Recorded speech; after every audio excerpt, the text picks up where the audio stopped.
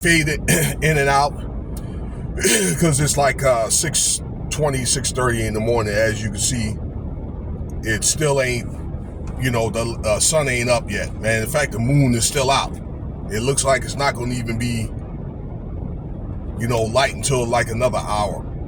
So as long as you can hear me, that's fine. Well, I want to talk about Ricky Floyd here. All right, this is this pastor out there in Memphis, Tennessee. All right, my mom happens to be out that way. So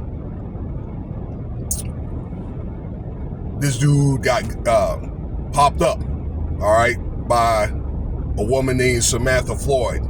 All right, they got into it. Now, this dude, one of the big churches out there, one of those black churches, excuse me.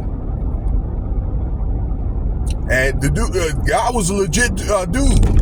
He did community work out there. He protested for social injustice. All right, and was some type of president for like a citizens law enforcement, okay, review board. Okay, so he was doing a lot of stuff outside of the church. Okay, he ain't one of them damn pool pit pastors or one of them basement bishops like a couple of guys I know. All right, but anyway, again, he made this transition over a woman. Okay, I don't know if that's a saying or not. I think there's a saying in the Bible: the greatest men fall over a woman. Okay, or a woman could be like a bottomless pit. That's for sure in the book of Proverbs. Okay, but anyway, y'all, the reports out there, the Fox news station out there, and then the Memphis police, okay, had came out with this. And I saw this report on Dawson Speaks TV, okay, where he calls out a lot of pastors and a lot of so-called people that work in the public trust for actions like this. All right. Now, according to reports, y'all, this happened actually Wednesday. This happened like on the 12th. The day's the 14th. Well, there was an altercation or like an argument in this like some type of soul food spot they got out there in Memphis. And witnesses were saying that it was Mr. Pastor Floyd and this girl named Samantha. I can't think of her last name, y'all. I'm sorry. All right, I had Samantha Lockett and two other people. It was another man and another woman. And the altercation or the argument continued when they left and they were outside arguing, and then the pastor had threw a cell phone and a beer can and got in his car and was leaving, right? And the woman that he's arguing with, this Samantha woman, walked in front of his path, as he was pulling off. So Pastor Floyd got out of the car, started walking to her. Next thing you know, that, he dropped dead. Okay? And she was arrested. And she doesn't look like she really had a worried look on her face there, ladies and gentlemen. So, for manslaughter. Now, I saw another report from this other channel called The Family. It just happened to pop up and said that this woman that shot this man was like his lover or something like that, side chick. Okay, because again, he was a married man, had children. All right, I don't know how many children he had. Okay, so I guess it's just one of those things that went sour. So, look, I feel like this. I think a man can have more than one woman. I think as long as there's some structure to it, you know, there's always have to be order to that, okay? And I don't know what all led to the argument, but I don't think that, I don't know, it's just not worth it. It's not worth this guy ended up losing his life over.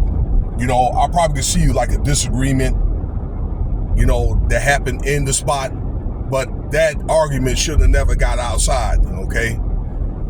That was probably the biggest thing that happened to him, is he left the spot and then kept arguing with that woman. I'm thinking he should probably left.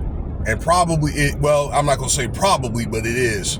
He was in a situation where he had to do something or he had to leave. And I think that he should have left, okay, before the incident got outside.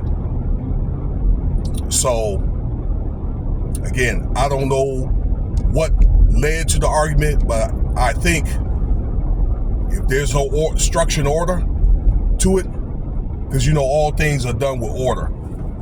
Okay, that's a biblical saying there, okay?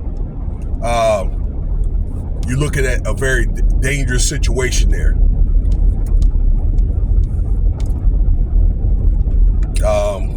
So, really, in the end of the day, you got another statistic. You know, this was a legit man. I think a lot of people out there in the Memphis community, particularly the members of that church, was taken aback from that. A lot of people, they came to the church and prayed for this man, you know, his wife, children. You know, they had like a little get together type, you know, special type, you know, ceremony for this man. Okay. But I just think to a certain, you know, to a fault, you know, he got to have some onus to that too. Okay. So,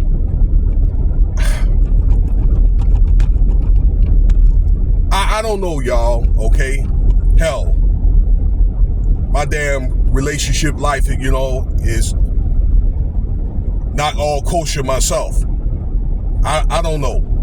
But I just don't think that really in the end of the day, it's really not even worth it to have an altercation, put your hands on a woman or whatever.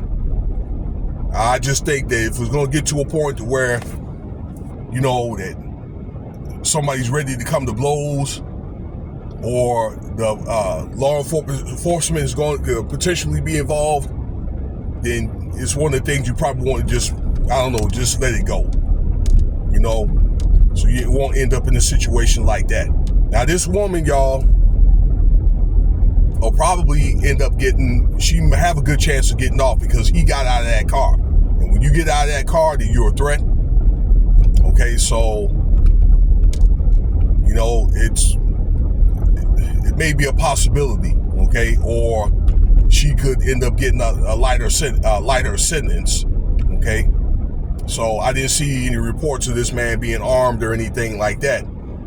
But one thing I do know, you can't be out there messing around in Memphis at night. You know what I'm saying? That's a place you don't want to be at night. Unless you go, I'm thinking maybe to a basketball game, or you on Beale Street or whatever, or you getting off work, head on to the house, or head straight where you got to go and head home. And that's my best suggestion, y'all. Okay, so Pastor Ricky Floyd, he didn't look like he was that old. Maybe, I'm thinking, I don't know, he was somewhere maybe in his 40s. You know, another statistic.